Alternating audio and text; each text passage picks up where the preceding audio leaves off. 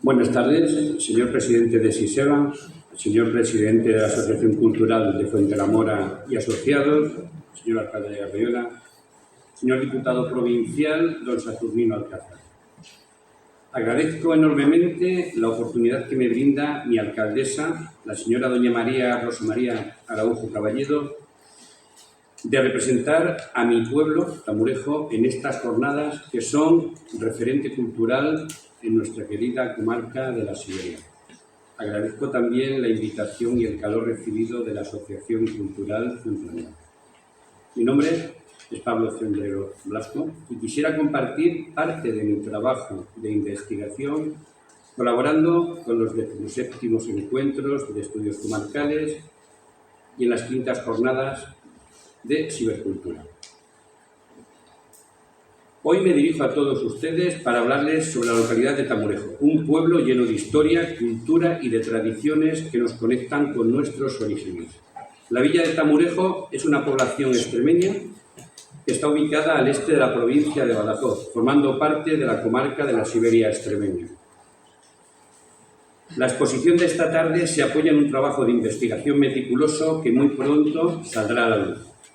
En él describo estudios, hallazgos y conclusiones históricas de la comarca de la Siberia y de la villa de Tamurejo, en los que me he apoyado para preparar esta ponencia. Gracias a este trabajo he descubierto la riqueza minera que esconde la comarca de la Siberia. Durante siglos, distintas culturas explotaron estos yacimientos, dejando unas huellas que aún hoy se pueden ver. Bocas de mina, escombros y restos de sus trabajos.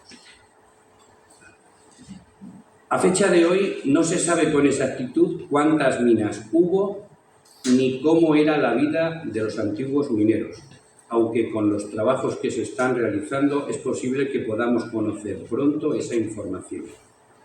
De forma muy resumida, la primera cultura que realizó estas explotaciones mineras fueron los tartesos. Junto con los fenicios, formaron una sociedad basada en la extracción de metales como oro, plata, hierro, cobre y estaño, que se enviaban a través del Mediterráneo hacia ciudades como Tiro, Sidón o Biblos. Ya hacia el año 1000 a.C., en plena Edad del Hierro, existen pruebas de asentamientos en la comarca gracias a estas minas. Esta sociedad se mantuvo activa hasta aproximadamente el año 500 a.C., como confirman estudios y excavaciones recientes. Volviendo a mi trabajo, quiero hablaros de los últimos días de la civilización tartésica, la cual los textos clásicos consideraban la más avanzada de la antigüedad. En las excavaciones del Turuñuelo, en Guareña, los restos arqueológicos hallados confirman y demuestran su desaparición entre los siglos V y IV a.C. Sobre la desaparición de los tartesos existen varias teorías. La más aceptada es la llegada del pueblo celta que ocupa el oeste de su territorio. El resto quedó habitado por tartesos e indígenas de la cultura turca. Los autores griegos y romanos llamaron a este territorio Beturia, situada entre los ríos Guadalquivir y Guadiana. Según las fuentes clásicas, había dos Beturias muy distintas. La céltica, al oeste, rica en hierro, con una economía basada en la ganadería, y la túrdula, al este, ocupando la actual comarca de la Siberia extremeña, el sur de Ciudad Real, norte de Córdoba, con abundantes yacimientos de plata, plomo, cobre y estaño. Ambas convivieron de forma pacífica y en ocasiones se aliaron contra enemigos comunes, como Roma o Lusitania. De hecho, hay textos de autores como Estrabón o Plinio, además de pruebas arqueológicas que confirman estas alianzas. Sin embargo, entre los años 197 y 27 a.C., ambos territorios fueron conquistados y romanizados. A partir del 27 a.C., el emperador Augusto integra la Beturia en la Hispania ulterior, formando parte de la provincia bética. Esta provincia disfrutó de privilegios especiales por su gran riqueza. Metales como oro, plata y cobre, pero también con productos agrícolas como aceite, vino y cereales, además del garum, una salsa a base de pescado muy apreciada por los romanos de todo el imperio. Por estos motivos, Roma organizó la administración según la especialidad minera de cada pueblo. Los célticos dependían de Hispalis, se concentraban y se centraban en el hierro, mientras que los túrdulos, dependientes de Córdoba, trabajaban la plata, plomo y el estaño.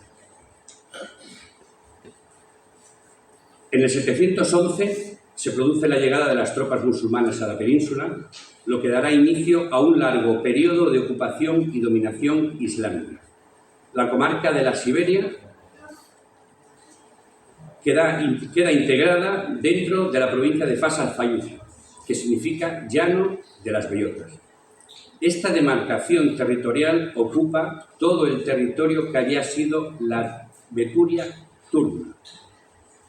Según recogen las crónicas árabes de la época, escritas por geógrafos y eruditos musulmanes, la provincia de Fas al-Fayuz y sus habitantes son descritos con detalle. La población de estas comarcas se compone de bereberes, pueblo organizado en tribus, las cuales cada una es animada por un fuerte vínculo tribal de consanguinidad paterna que une a las diversas familias en forma de una tribu. Estos textos no solo nos ofrecen información administrativa y geográfica, sino también reflejan la forma de vida, la organización del territorio y la importancia de los recursos naturales, entre ellos las encinas y bellotas, que dieron nombre a la región. Al-Razi, en su libro Historias de los soberanos de Al-Ándalus, indica que la calidad y abundancia de las bellotas son el motivo por el que se da nombre a la provincia Llano de las Bellotas. Citando mi trabajo ya publicado, en el siglo X, la península ibérica era un lugar de constantes enfrentamientos. Los reinos luchaban casi a diario, por lo que las fronteras cambiaban de sitio una y otra vez, según la fuerza del enemigo o la debilidad del rival en cada batalla. A finales de este siglo, la situación empieza a calmarse. Los reinos cristianos logran poner freno a las numerosas luchas internas y poco a poco las fronteras se estabilizan gracias a los tratados de paz, pactos firmados y sobre todo a las alianzas matrimoniales entre las casas reales de los reinos cristianos, de dentro y fuera de la península. Pero la paz nunca será definitiva. Siempre había rencillas, escaramuzas y traiciones que podían romper el equilibrio en cualquier momento. En el mundo musulmán la situación es muy similar. Las taifas pagaban parias a los reinos cristianos para mantener la calma en la frontera, pero su debilidad militar, económica y fragilidad religiosa provocaba que intentaran ocultar sus luchas internas para no mostrar debilidad frente al enemigo cristiano. En resumen, todos eran enemigos de todos y en cualquier momento la tranquilidad podía saltar por los aires. Ante esta inseguridad, la taifa de Toledo decide reforzar las fronteras con las fronteras de las taifas de Sevilla y Badajoz, construyendo castielos y torres defensivas en lugares estratégicos, en las sierras y en los puntos más escarpados. En 1085, durante la conquista de Toledo por el Reino de León, según los textos de la época, se habían construido fortificaciones en el norte de la provincia de Fas al-Fayuz. En la sierra de Siruela, por ejemplo, se levantaron torres defensivas y cerrando ese cinturón defensivo se construye el castillo o torre del Tamur, en lo alto del cerro del Tamur. Este castillo, como lo citan los textos castellanos de la época, se convirtió en baluarte musulmán frente al avance cristiano de la Orden de Calatrava, que llega hasta Aún. Según textos árabes, la construcción de la atalaya de Tamurejo se realiza a los pocos años de la llegada de los árabes a la península, trayendo consigo un asentamiento de las familias de los defensores bereberes en torno a la torre, llamada por estos Al-Taemor, que significa dar orden o calmar los asentamientos. Esta contaría con un pequeño recinto amurallado, ya que la situación de frontera entre los reinos taifas y la corona de Castilla obliga a dotar la torre de un muro defensivo en el que asegurar la atalaya y dar protección a los soldados y a sus familias. Esta conclusión es avalada por los estudios y por los escritos árabes de la época. Estas defensas fronterizas se apoyan en las fortalezas de Alcocer y Herrera. No eran simples castillos. Los documentos cristianos de la época, el libro de la Montería de Alfonso XI y los escritos sobre los límites de Siruela en 1314 las describen como fortificaciones magníficas. En el trabajo, o en mi trabajo, Tamurejo buscando el origen de un pueblo, los describo así. El Tamur se halla en los límites de la expansión cristiana y cumple la misión de vigilar y defender la frontera. En el siglo XV, tras la conquista de Granada, los reyes católicos ordenan destruir muchas de las torres y castillos, al haber perdido el valor estratégico y al haberse convertido en refugio de salteadores y malhechores. Siglos después, a mediados del siglo XX, los vecinos de Tamurejo siguieron aprovechando las piedras del castillo para levantar sus casas. Esta reutilización explica que hoy no quede en pie ningún muro visible del Tamur.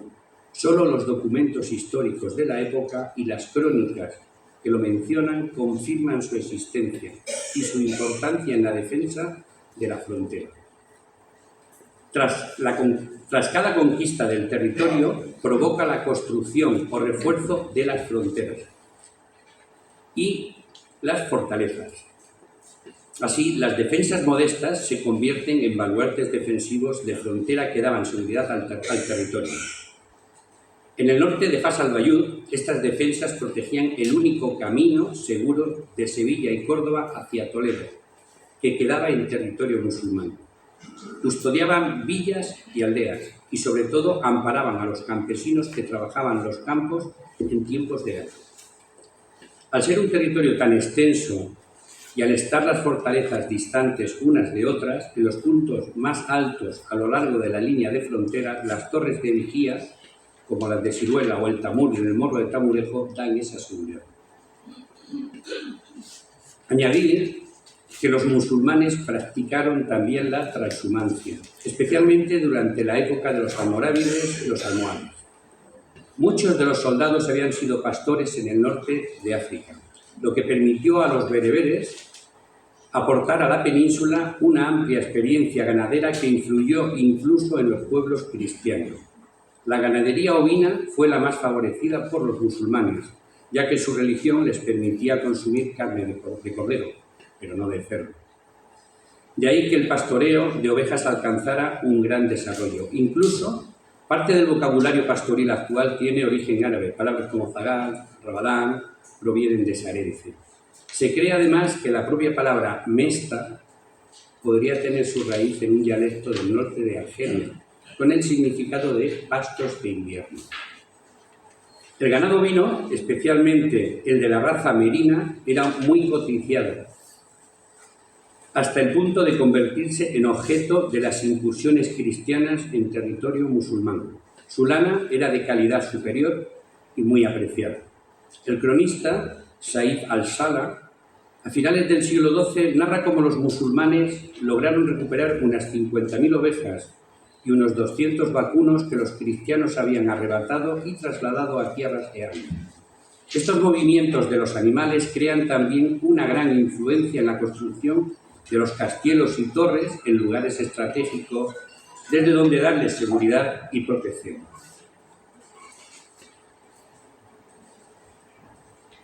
En el idioma mozárabe y cristiano, los sonidos se contraen, creándose nuevas palabras, por lo que el nombre de Al-Taimur aparece escrito en documentos y manuscritos castellanos como Tamur. Hay constancia de que en la provincia de Fas al Bayud existía un dialecto propio y diferente al idioma hablado en la mayor parte del califato cordobés, y los de otros lugares apenas se entendían a estos habitantes.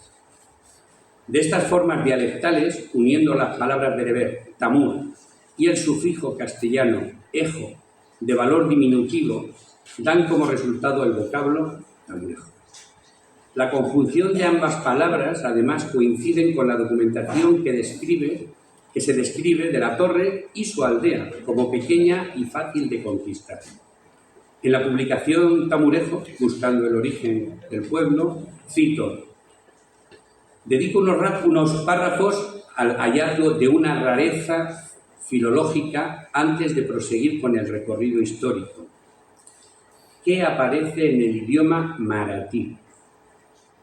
La cima del Morro, donde estuvo situada la torre vigía, denominada popularmente como Pinguta por los habitantes de Tamurejo, es una palabra hindi, del idioma maratí, hablando en la zona de Bombay.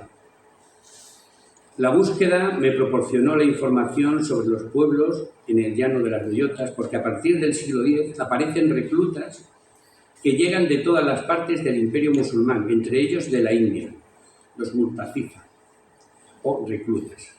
Los soldados, acabando sus funciones militares, se asientan en la zona donde han sido destinados.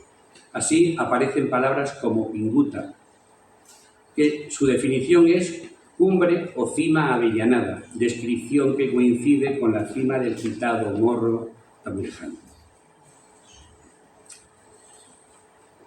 Ahora, unas fechas de documentación y pergaminos en los que hacen referencia al lugar de Tamurejo y a la torre del Tamur. 1254, el Memorial Histórico Español. Refleja el acuerdo entre los concejos de Córdoba y Toledo al delimitar sus alfoces, en los que se hace alusión a la atalaya de Altamuz en el río Siruela. 1264, el hispanista francés Jean-Pierre Molerat, en su estudio Los montes toledanos del siglo XII y XV, escribe: la cumbre de Tamurejo, que domina el pueblo del mismo nombre por un centenar de metros, parece muy adecuada para ubicar la torre de guerra, la atalaya de 1264. 1314. Según consta en los archivos de la Orden de Alcántara, en el documento del día 13 de mayo del mismo, aparece redactado el deslinde de las tierras de Siruela con Puebla de Alcocer, y le son entregadas a don Diego García de Toledo, mayordomo mayor del infante don Pedro, a modo vitalicio.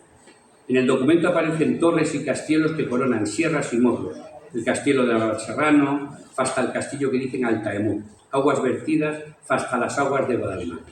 También consta el lugar de Tamurejo como Tamurello y el castillo del Tamur. En 1325, segundo libro de la Montería de Alfonso XI, consultando el capítulo 19, el rey describe sus dominios y posesiones, entre ellos el Tamur. 1528. En el censo de pecheros, redactado durante el reinado de Carlos I, ya consta Tamurejo con 68 vecinos pecheros. En 1714, consultando el catastro de Campo Frío, aparece el lugar de Tamurejo con 267 personas censadas. En 1741, la segregación de Siruela, reinando Felipe V, da la concesión de villazgo a Tamurejo. 1837. En este año se procede al condominio de las dehesas. Se lleva a cabo la división y separación de todos los disfrutes y aprovechamientos comunes de las dehesas pertenecientes al duque de Fernán Núñez, que pasan a repartirse entre las villas de Tamurejo y Siruela. Así queda recogido en escritura pública, donde se establece que la distribución debería realizarse como correspondía y en proporción al número de vecinos, así como a los baldíos y tierras comunes entre ambas villas. 1262. Tras la aplicación de la Ley de Desamortización de 1855, el duque Fernán Núñez inicia gestiones legales sobre las dehesas de Terzuelo, junto a las tierras conocidas como 200 y Pie Huerto, siendo declarados dichos terrenos como bienes propios del duque, con lo que la villa pierde los derechos históricos y consolidados que hasta entonces había ejercido sobre ellos. Fechas importantes para la comarca. 1214. Alfonso Tellez de Meneses conquista el territorio actual de la Siberia extremeña. 1222. Estos son vendidos al arzobispo Rodrigo Jiménez de Abad, arzobispo de Toledo. 1243. En abril, el arzobispo intercambia todos estos territorios con el rey Fernando III. 1246. El rey, otra vez, los vende al concejo de la ciudad de Toledo. 1255. Se crean los montazgos de los Montes de Toledo. Reinando Alfonso X, manda crear el montazgo en Milagro y otro en Cíjara. Se incluyen los territorios de Herrera y Alcocer, cobrando por ello 2 cabras por cada 1000 que pasten en él, ya sean vacas, ovejas o puercos. Este mandato, junto con la autorización de la transhumancia en la zona de Plasencia, marca los primeros pasos para la creación del futuro del honrado Concejo de Gamesta. 1273, Alfonso X crea el Concejo de Gamesta. Reúne todos los pastores de León y Castilla en una asociación ibérica y tiene como principal objetivo regular y controlar la ganadería que se mueve por los reinos de Castilla y León a lo largo del año, en busca de los mejores pastos. En primavera, cuando empieza a aumentar el calor, tomaban rumbo norte en busca de pastos verdes, mientras que en otoño se dirigían a Extremadura y La Mancha, alejándose del clima frío y húmedo de las montañas del norte. Esto marcará y regirá la economía de la comarca de la Siberia en los siguientes siglos. 1288. Toledo le concede fuero a la villa que dicen de Alcocer. 1314. Las tierras de Siruela y Tamurejo, según consta en su carta de deslinde, son cedidas a modo vitalicio a Diego García de Toledo, alcalde mayor de Toledo por el rey Alfonso XI. 1373. El rey Alfonso XI otorgó la localidad extremeña de Villanueva de Siruela y todos sus términos a Fernán Pérez de Portocarrero en calidad de señorío. 1378. La villa de Siruela es vendida varias veces, cambiando a su vez varias veces de señor, hasta que Mosén Arnao de Solier, conde de Villalpando, la entrega en dote a María de Solier de Meneses, señora de Villalpando, que se casa con Hernando de Velasco y Solier, que será primer señor de Siruela. Su hijo, Juan de Velasco Laso, será primer conde de Siruela, señor de Cebera y Pernía. 1444. El rey Juan II de Castilla concede a Gutiérrez de Sotomayor, maestre de Alcántara, el señorío de Belalcázar y pudiendo legarlo a sus sucesores, siendo confirmado el 30 de agosto de 1445. Meses después le concede la Puebla de Alcocer con su vizcondado por los servicios prestados.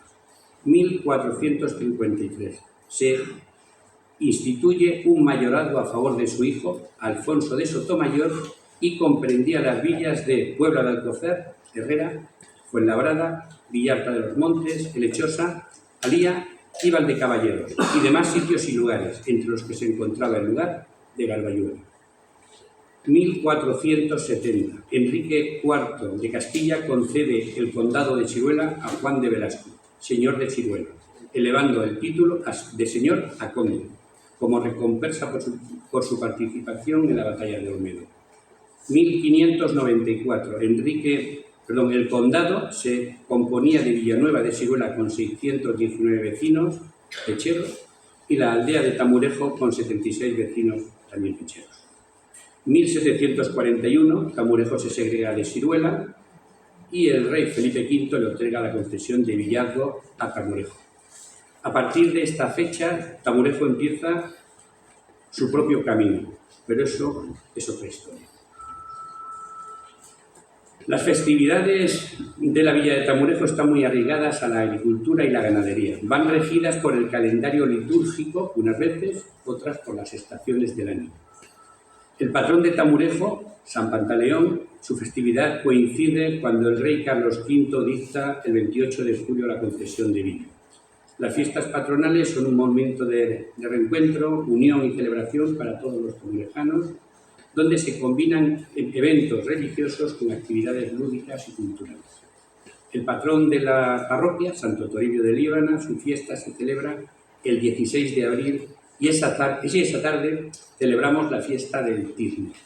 En la festividad del Tizne se preparan hogueras de troncos, ramas y cosas viejas que quemar, y al caer sobre el horizonte se encienden, iluminando el ocaso y alargando el día. Los que participan en la fiesta al caer la noche se tiñan unos a otros los rostros con torcha, oscureciéndolo a modo de máscaras o caretas. Los hombres y los jóvenes, tras quemar su corcha, atienden a las mujeres y mozas que van encontrando por todas las calles del pueblo. Al final, también se tignan entre ellos. Esta festividad estaba casi olvidada y se está recuperando. Virgen del Rosario, la patrona de la villa de Tamurejo, la festividad se celebra el primer fin de semana del mes de octubre. Sus cofrades reciben a la aurora de la mañana cantando y rezando el rosario por sus calles tras la celebración litúrgica. En romería se acompaña a la señora de Tamurejo a su ermita, lugar donde se celebra durante todo el día su fiesta con comida, música, baile. Una festividad especial, las gavillas, el día de Nochebuena. Tras la Misa del Gallo, es uno de los momentos mágicos con la celebración de la procesión de las gavillas en la que participa todo el pueblo, pequeños y mayores, portando una degamonita de varias alturas en llamas y que arden como una pera. Se procesiona por las calles del pueblo para terminar haciendo una hoguera en el frío de la noche, que todos los tamurejanos compartimos. Una celebración única y mágica, en la que iluminamos la noche más corta del año. Tamurejo es un crisol de tradiciones que han sido preservadas durante generaciones. La vida comunitaria es vibrante, con festividades que reflejan tanto la herencia cristiana como los antiguos ritos paganos. En Semana Santa se celebra la fiesta del Pino, en mayo la fiesta de la Enremá, y el Día de Todos los Santos, tras la misa y la oración de difuntos, la celebración continúa comiéndonos el bodigo, que es la empanadilla dulce, rellena de crema, o cabello de ángel con almendras e higos secos, en el campo, con la familia y los amigos.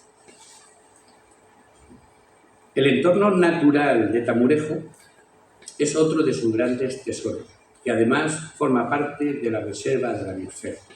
Situado en una región privilegiada, tal y como es la Siberia extremeña, el pueblo está rodeado de colinas, campos y arroyos que ofrecen un paisaje pintoresco y sereno. La biodiversidad de la zona es muy notable y se ha convertido en un punto de interés para los amantes de la naturaleza y el turismo rural. Los esfuerzos de conservación y el respeto por el medio ambiente son fundamentales para mantener este patrimonio natural. Como muchas localidades rurales, Tamurejo enfrenta desafíos significativos como es el envejecimiento de la población y la emigración de los jóvenes hacia las ciudades en busca de oportunidades.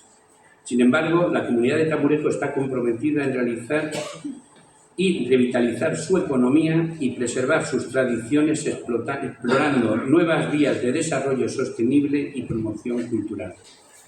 La villa está recuperando sus costumbres y festividades, manteniendo sus orígenes y gracias a la protección del medio forma parte con otros pueblos de la comarca de la Declaración de Patrimonio de la Biosfera por la UNESCO.